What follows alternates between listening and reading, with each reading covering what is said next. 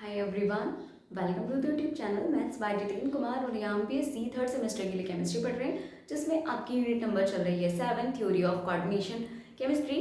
Theory of coordination chemistry में हमने VBT theory के बाद सीएफटी थ्योरी देखना स्टार्ट किया था। उसमें हमारा सीएफटी का पॉस्टुलेट्स हो गए थे और उसके बाद हमने सीएफटी यानी कि crystal field splitting in octahedral complexes देख लिया था, क्योंकि हमने पढ़ा था कि जो सीएफटी होती है वो अलग अलग कॉम्प्लेक्स में हम देख रहे थे स्प्लिटिंग, अलग अलग कॉम्प्लेक्स में अलग तरह से होती है डी सब शेल की स्प्लिटिंग।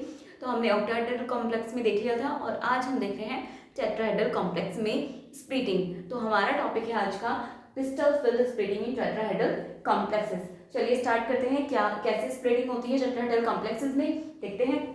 इन टेट्राहेड्रल कॉम्प्लेक्सेस में CFT can not be verified. Tetrahedral complexes में CFT वेरीफाइड नहीं होती है, लेकिन CFT वेरीफाइड नहीं होती है, लेकिन it is applied in this complexes. लेकिन ये अप्लाई होती है, वेरीफाइड नहीं होती इसमें, लेकिन अप्लाई होती है on the experimental basis. Experimental basis पर हम इसको अप्लाई कर सकते हैं। ये क्या कह रहे हैं कि टेट्राहेड्रल कॉम्प्लेक्सेस में CFT वेरीफाइड नहीं होती है, लेकिन क्या कर रहे हैं, हम इसको अप्लाई कर सकते हैं एक्सपेरिमेंटल बेसिस पर। ठीक है, चलिए। तो इन टेट्राहेड्रल कॉम्प्लेक्सेस में क्या हो जाता है, 4 लिगेंड्स होते हैं आपके, 4 लिगेंड्स लगे थे। आपको पता है ना, स्क्वायर जो हमने ऑक्टाहेड्रल देखा था उसमें 6 मोनोडेंटेट लिगेंड लगे हुए थे सेंट्रोमेटल एटम से, लेकिन यहाँ पर कितने लगे हुए हैं, 4 लिगेंड्स लगे हुए हैं। किससे, attached at the central metal atom. Central metal atom से 4 लिगेंड्स लगे हुए हैं to form a regular tetrahedral बनाने के लिए कितने लगे हुए हैं, 4 लिगेंड लगे हुए हैं सेंट्रल मेटल एटम से, in which bond angle as well as bond length, जिसमें बॉन्ड एंगल और बॉन्ड लेंथ कैसी है, रिमेन कांस्टेंट, वो कांस्टेंट है। ठीक है, यानी कि बॉन्ड एंगल और बॉन्ड लेंथ क्या हो गए, सेम रहेंगे। ठीक है, बॉन्ड एंगल और बॉन्ड लेंथ सेम है। व्हेन लिगेंड, जब लिगेंड क्या करता है, मूव करता है टुवर्ड्स मेटल। ये वाला कॉन्सेप्ट तो वहीं से आया है, वो सेम ही चल रहा है सीएफटी की पॉस्टुलेट से लेकर अब तक, कि जब लिगेंड क्या करता है, मेटल की तरफ मूव करता है for the donation of electron donate करने के लिए, देन तब क्या होगा, it influenced all sides equally. तब ये क्या करता है, सभी साइड्स पे इसे इक्वली इन्फ्लुएंस होता है। That is splitting of D subshell should not take place. इसीलिए splitting of D subshell should not take place in such complexes. वो बोल रहे हैं कि जैसे ही लिगेंड मेटल की तरफ आ रहा है, किसके लिए आ रहा है, मेटल की तरफ इलेक्ट्रॉन को डोनेट करने के लिए आ रहा है, तो जैसे ही लिगेंड मेटल की तरफ इलेक्ट्रॉन को डोनेट करने के लिए आएगा, तो वहां पर इस केस में क्या हो जाएगा, टेट्राहेड्रल में वो चारों कॉर्नर्स पे कैसा फील करेगा, इक्वली क्या करेगा, then it influence all sides equally. तो ये चारों साइड से इक्वली इन्फ्लुएंस्ड होगा, इसलिए डी सब शेल की जो स्प्लिटिंग है वो नहीं होगी, शुड नॉट, नहीं होनी चाहिए, take place in such complexes. इसीलिए डी सब शेल की स्प्लिटिंग नहीं होनी चाहिए। लेकिन बट इट इज ऑब्जर्व, लेकिन ये ऑब्जर्व किया गया एक्सपेरिमेंटली ऑब्जर्व किया गया कि that due to presence of ligand की प्रेजेंस की वजह से d sub shell of these complexes will split. ठीक है, वो बोल रहे हैं कि एक्चुअल में क्या था कि लिगेंड मेटल की तरफ जब भी आता है, लिगेंड जब भी मेटल की तरफ आएगा इलेक्ट्रॉन देने के लिए, तो क्या होगा, वहां पर लिगेंड की इलेक्ट्रॉन और मेटल की जो डी सब शेल के इलेक्ट्रॉन है उनके बीच में रिपल्शन हो जाता है। ऑक्टाहेड्रल में भी यही पढ़ा था हमने और सीएफटी की पॉस्टुलेट्स में भी यही पढ़ा था। लेकिन टेट्राहेड्रल में ये बोल रहा है कि जब भी लिगेंड क्या करेगा, मेटल की साइड आएगा, तो चारों तरफ से क्या हो रहा है, इस पे सेम इफेक्ट लग रहा है, मेटल पे से इन्फ्लुएंस क्या हो रहे हैं, सेम हो रहे हैं, तो इसलिए वहां पर डी सब शेल की स्प्लिटिंग नहीं होनी चाहिए। लेकिन ये बोल रहे हैं कि एक्सपेरिमेंटली ये देखा गया, ऑब्जर्व किया गया एक्सपेरिमेंटली कि लिगेंड की प्रेजेंस की वजह से ही डी सब शेल क्या हो जाता है, टूट जाता है 2 पार्ट्स में, इन 2 पार्ट्स। कितने पार्ट्स में टूट जाता है, इन 2 पार्ट्स, 2 पार्ट्स में टूट जाता है। But the nature of splitting is opposite to the octahedral complexes. लेकिन इस बार क्या है, ऑक्टाहेड्रल कॉम्प्लेक्सेस से अपोजिट स्प्लिटिंग होगी। ठीक है, यानी कि डी सब शेल टूटेगा तो सही 2 पार्ट्स में, लेकिन ये ऑक्टाहेड्रल से अलग तरह की स्प्लिटिंग शो करेगा। ये इसलिए हमने लिखा है यहाँ पर कि but the nature of splitting, जो स्प्लिटिंग का नेचर होगा वो ऑक्टाहेड्रल से अपोजिट होगा। ठीक है, यानी कि बात इतनी सी है कि इसमें भी स्प्लिटिंग होगी, लेकिन ऑक्टाहेड्रल के जैसी नहीं होगी, उससे अपोजिट होगी। ठीक है, और कैसी होगी हम देखेंगे, चलिए आगे देखते हैं। It means that Eg orbitals, हमने देखा था ना कल Eg और T2g ऑर्बिटल्स, और फिर हमने ये देखा था कि बार बार तीनों ऑर्बिटल्स लिखेंगे, बार बार दोनों ऑर्बिटल्स लिखेंगे, तो हमने इनको नाम दे दिया था, ठीक है। dxy, dyz और dzx को हमने नाम दिया था क्या, T2g, और dx² minus Y square and dz² को हमने नाम दिया था Eg, ठीक है। तो T2g और Eg लेवल्स थे हमारे, तो सेम वही केस है कि इट मीन्स, इसका मतलब ये हो जाता है कि Eg ऑर्बिटल्स क्या है, Eg ऑर्बिटल्स कौन से थे, मैंने यहाँ पर लिख भी दिया है dx² और dz² dx² minus Y square and dz² will face low repulsion, ठीक है। वो बोल रहे हैं कि इसका मतलब है कि जो Eg ऑर्बिटल्स हैं वो क्या करेंगे, फेस करेंगे लो रिपल्शन देन T2g। T2g अब हमने पहले ही देखा था, क्या देखा था, चलिए पहले यहाँ पे देखते हैं। It means that Eg orbitals dx² minus Y square dz² will face low repulsion then T2g orbitals. T2g orbitals क्या है, dxy dyz dzx। So Eg levels represent low energy, इसीलिए Eg लेवल्स क्या कर, Eg एनर्जी लेवल्स जो है आपकी Eg levels वो represent करेंगे low energy orbitals, and T2g represent करेंगे हाई एनर्जी ऑर्बिटल्स।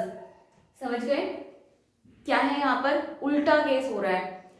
जब हमने ऑक्टाहेड्रल में स्प्लिटिंग देखी थी डी सब शेल की, तो हमने वहां पर देखा था कि Eg ऑर्बिटल्स क्या कर रहे थे, आपका हाई ऑब्जर्व कर रहे थे, हाई रिपल्शन जो फोर्स है, हाई रिपल्शन फोर्स फेस कर रहे थे, हाई के कारण उनकी एनर्जी भी हाई हो रही थी, इसलिए वो क्या जा रहे थे, ऊपर वाले स्टेट में जा रहे थे। और बाकी के जो तीन थे वो क्या कर रहे थे, लो रिपल्शन फेस कर रहे थे, लो रिपल्शन के कारण उनकी पोटेंशियल एनर्जी भी क्या हो जा रही थी, कम हो जा रही थी, इसलिए वो नीचे ही रह रहे थे, ठीक है। लेकिन ऑक्टाहेड्रल के केस में उन्होंने साफ बोल दिया कि लेकिन उन्होंने टेट्राहेड्रल के केस में साफ बोल दिया कि ऑक्टाहेड्रल से अपोजिट है, तो अपोजिट कैसे होगा, इस बार क्या कर दो, T2g की एनर्जी ज्यादा कर दो, और T2g की एनर्जी जब ज्यादा होगी तब T2g high energy high potential को फील करेगा, ठीक है। और Eg क्या करेंगे आपके, लो पोटेंशियल, लो रिपल्शन को फेस करेंगे, ठीक है। तो वही बात लिखा है कि इस तरह की, जब ये इन्होंने साफ बोल दिया कि ऑक्टाहेड्रल कॉम्प्लेक्सेस से अलग तरह का स्प्लिटिंग शो करेंगे टेट्राहेड्रल कॉम्प्लेक्सेस, तो टेट्राहेड्रल में अपोजिट कर देंगे। अपोजिट कैसे, Eg इस बार क्या करेंगे, कम रिपल्शन फेस करेंगे, कम रिपल्शन फेस करेंगे तो एनर्जी भी कम, T2g इस बार ज्यादा रिपल्शन फेस करेंगे, तो ज्यादा रिपल्शन फेस करेंगे तो एनर्जी भी ज्यादा। तो यही पे इसलिए लिखा है कि it means that Eg orbitals will face low repulsion then T2g orbitals, so Eg levels represents low energy orbitals and T2g represents high energy orbitals.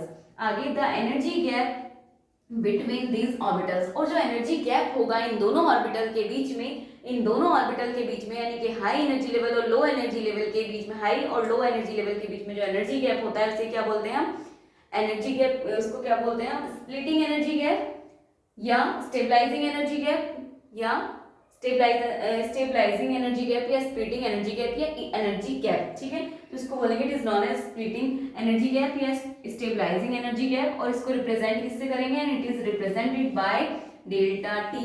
अब यहाँ पर ध्यान देना है, जब हमारी ऑक्टाहेड्रल में स्प्लिटिंग हुई थी तो हमने उसको रिप्रेजेंट किससे किया था, देख लीजिए, उसको रिप्रेजेंट किया था डेल ओ बोल दो उसको, ओ किसके लिए था, फोर ऑक्टाहेड्रल के केस में। अब हम यहाँ पर किससे रिप्रेजेंट कर रहे हैं, टी से, टी किसके केस में है, टेट्राहेड्रल के केस में। तो आपको ध्यान रहेगा डेल ओ अगर कहीं लिखा है तो ऑक्टाहेड्रल के लिए के केस में एनर्जी गैप दिया है, और डेल टी लिखा है तो टेट्राहेड्रल के केस में एनर्जी गैप दिया है, ठीक है। तो ये आपकी थ्योरी हो गई क्रिस्टल फील्ड थ्योरी, जो क्या कहती है आपकी crystal field splitting octahedral complexes, जो क्या कहती है कि ऑक्टाहेड्रल कॉम्प्लेक्सेस में वैसे होना तो नहीं चाहिए, ये वेरीफाइड नहीं होती, लेकिन एक्सपेरिमेंटल बेसिस पे हम इसको यूज कर लेते हैं, अप्लाई कर लेते हैं, और उसमें क्या होता है, 4 लिगेंड मेटल से लगे होते हैं, और वो चारों लिगेंड जब क्या करते हैं, मेटल को डोनेट करने के इलेक्ट्रॉन देने के लिए उसके पास आते हैं, तो वहाँ क्या होता है, वैसे वो चारों एक जैसा ही इन्फ्लुएंस करते हैं, मतलब एक जैसे सेम इन्फ्लुएंस होते हैं, लेकिन क्या हो जाता है कि डी सब शेल और मेटल के प्रेजेंस की वजह से ही, मेटल के पास डी सब शेल है और लिगेंड के पास लिगेंड भी है, तो लिगेंड के पास जो इलेक्ट्रॉन है उनकी वजह से टेट्राहेड्रल भी स्प्लिटिंग शो करता है, लेकिन ऑक्टाहेड्रल से जस्ट अपोजिट, ठीक है। तो इसीलिए उसके केस में हमने देख लिया। अब इसके बाद आगे देखेंगे, पहले इतना नोट डाउन करिए फिर आगे चलते हैं।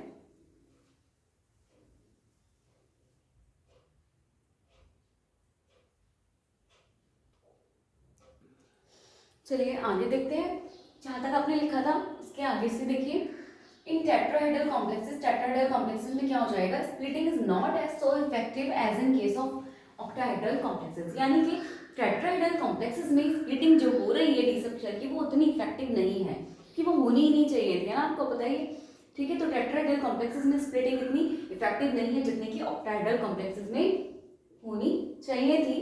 सो crystal field splitting energy of tetrahedral complexes is less than octahedral complexes.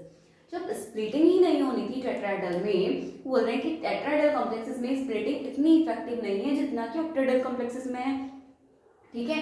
तो इसका मतलब जो CFSC crystal field stabilizing splitting energy, sorry, so crystal field splitting energy जो है आपकी टेट्राहेड्रल कॉम्प्लेक्सेस के लिए वो लेस देन हो जाएगी ऑक्टाहेड्रल कॉम्प्लेक्सेस से।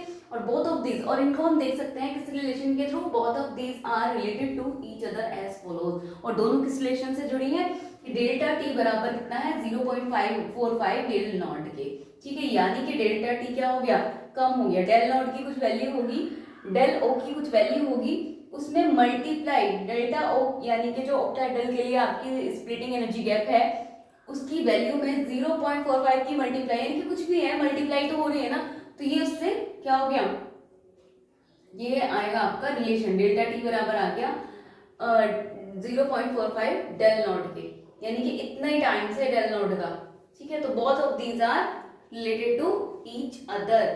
तो स्प्लिटिंग एनर्जी जो है टेट्राहेड्रल कॉम्प्लेक्सेस के लिए क्या हो जाएगी, कम हो जाएगी, ठीक है।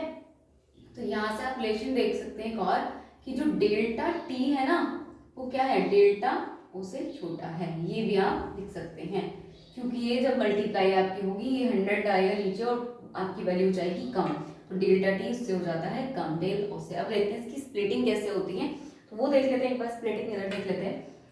पहले क्या होता है, इनिशियली आपके क्या होते हैं, डी सबशेल क्या होता है, एलिमेंटल स्टेट में पूरा डी सबशेल होता है, लाइक दिस, ठीक है।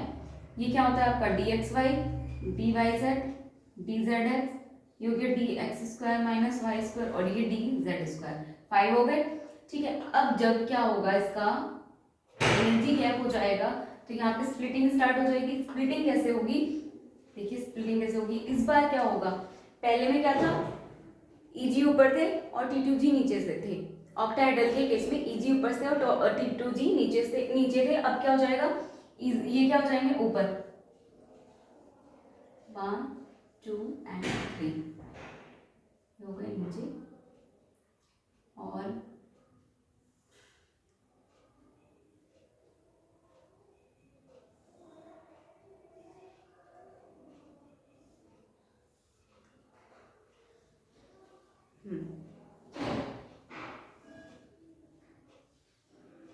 ये हो गया आपका। तो ये वाले कौन से हैं, dxy, dyz एंड dzx, और ये हो जाएंगे आपकी dx² minus y² and dz²। इन वालों को हमने एक और भी बोला था, क्या बोला था इनको, T2G, और इन वालों को बोला था हमने Eg लेवल्स, T2G लेवल्स और Eg लेवल्स। और T2G लेवल्स इस बार क्या है, हाई एनर्जी लेवल्स है, हाई एनर्जी लेवल्स है, अपोजिट है ना जस्ट ऑक्टाहेड्रल का, तो हाई एनर्जी लेवल हो गए लेवल्स। और ये कैसे हैं आपके, लो एनर्जी लेवल, तो लो एनर्जी लेवल्स, ठीक है। और अब इनके गैप की बात आई तो गैप उतना ही रहेगा, ठीक है। ये वाले पहले कितने थे, 0.4 डेल नॉट था, यहाँ पर डेल टी आएगा, और ये वाला कितने पे था इनका, 0.6 डेल टी पर ही आएंगे, ठीक है। ये हो गया आपका।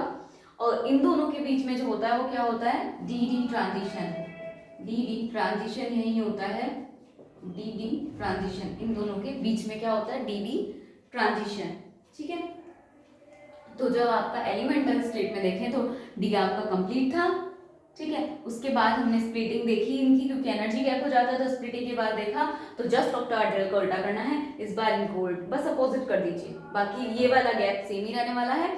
देखो पहले क्या था, ये T2G लेवल के लिए गैप कितना था, 0.4 ही था, तो अभी भी 0.4 है, इसके लिए 0.6 था तो 0.6 ही है, बस ये ऊपर नीचे हो गया। यहाँ पे डी ट्रांजिशन उसमें भी होगा और इसमें भी होगा। हाई एनर्जी और लो एनर्जी लेवल्स के बीच में जो ट्रांजिशन होता है इलेक्ट्रॉनों का, उसे हम क्या कहते हैं, डी ट्रांजिशन। और डी ट्रांजिशन के कारण ही कलर नेचर शो करते हैं। आपके डी ऑर्बिटल्स के एलिमेंट्स, ठीक है, डी सबशेल के एलिमेंट्स। यहाँ तक इतना नोट डाउन करिए, फिर आगे चलते हैं, ठीक है।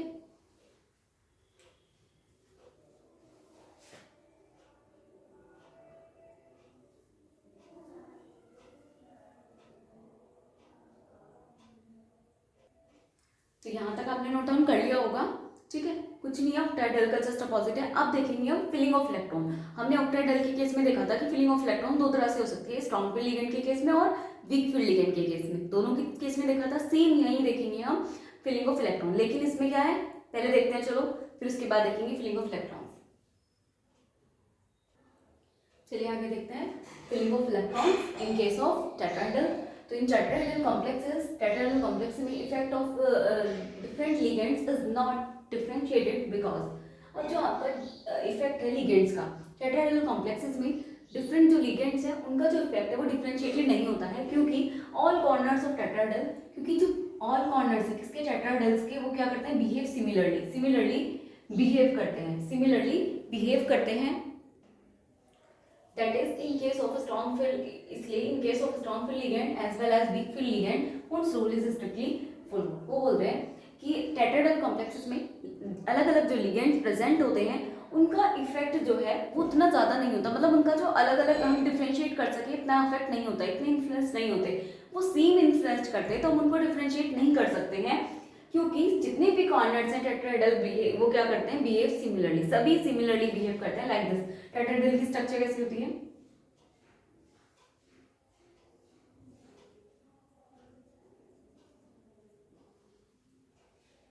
ठीक है, ये आपका टेट्राहेड्रल स्ट्रक्चर है, लिगेंड लिगेंड लिगेंड लिगेंड, और यहाँ आता है आपका मेटल, ठीक है। तो देखो चारों कॉर्नर्स क्या है आपके, इक्वली बिहेव कर रहे हैं, किसके, चारों कॉर्नर, टेट्राहेड्रल के जो चारों कॉर्नर पे लिगेंड लगे हैं वो उनका इन्फ्लुएंस क्या होगा, सेम होगा। इसीलिए क्या हो जाएगा, इन case of strong field ligand, चाहे तो स्ट्रॉन्ग फील्ड लिगेंड का केस ले लीजिए, चाहे वीक फील्ड लिगेंड का केस ले लीजिए, वहां पर हुंड रूल ही स्ट्रिक्टली फॉलो होगा, हुंड रूल ही फॉलो होगा। यानी कि ऑक्टेडाइल के केस में हमने क्या देखा था, स्ट्रॉन्ग फील्ड लिगेंड क्या करा रहा था, पहले पेयरिंग करा रहा था, वो हुंड्स रूल के अगेंस्ट काम कर रहा था, और वीक फील्ड में तो हुंड्स रूल फॉलो कर रहा था। लेकिन टेट्राहेड्रल के केस में क्या हो जाएगा, चाहे स्ट्रॉन्ग फील्ड लिगेंड हो या फिर वीक फील्ड लिगेंड हो, हुंड्स रूल का ही फॉलो होना है, यानी कि तब तक सारे ऑर्बिटल्स में एक एक इलेक्ट्रॉन नहीं जाएगा, तब तक पेयरिंग नहीं होगी, ठीक है। तो देखते हैं इसमें फिलिंग का तरीका। पहले ये वाला एक बार नोट डाउन करना पड़ेगा, यहाँ स्पेस नहीं है, आ नहीं पाएगा, ठीक है। यहाँ से यहाँ तक नोट डाउन करिए, फिर देखते हैं अपना इलेक्ट्रॉनों की फिलिंग्स।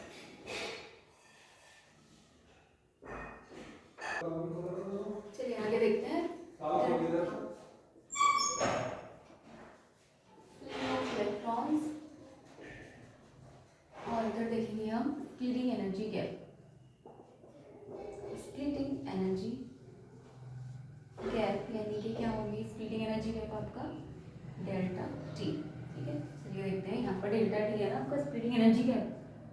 चलिए स्टार्ट करते हैं अपनी फिलिंग। पहले ऑर्बिटल्स बना लेते हैं, 10 इलेक्ट्रॉन रह सकते हैं उसमें, 3 2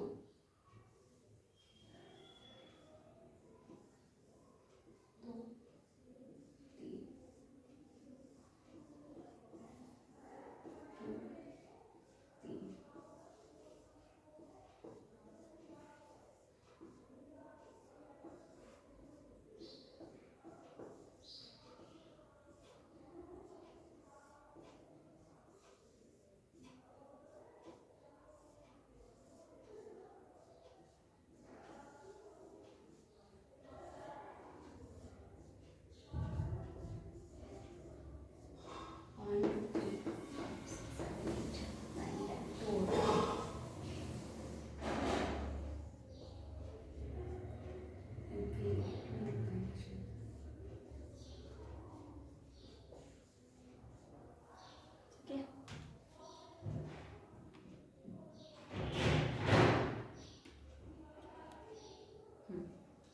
3 हो गए।